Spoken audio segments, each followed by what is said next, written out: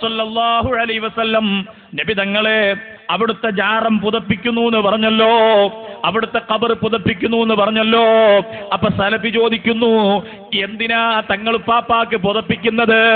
അവിടെ കൊതുക് കടിക്കാതിരിക്കാനാണോ? കൊതുക് കടിക്കാതിരിക്കാനാണോ? മൗലവിയുടെ പ്രസംഗമാണ്, ശ്രദ്ധിക്കണേ മോമിനീങ്ങളെ.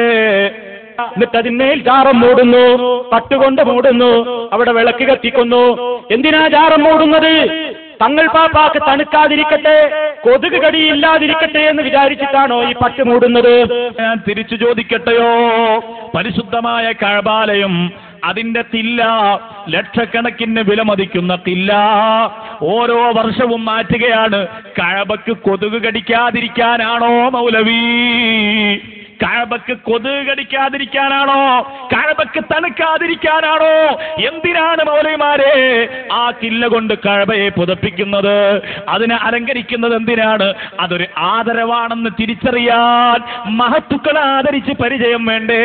മഹത്തുക്കളോടുള്ള ആദരവ് വേണ്ടേ? മഹത്തുക്കളോടുള്ള ആദരവിന്റെ മനസ്സ് വേണ്ടേ? അതില്ലാത്ത ഈ മൗലവി പുരോഹിത പാതിരി വർഗത്തോട് വിഷയം പറഞ്ഞിട്ട് കാര്യമുണ്ടോ?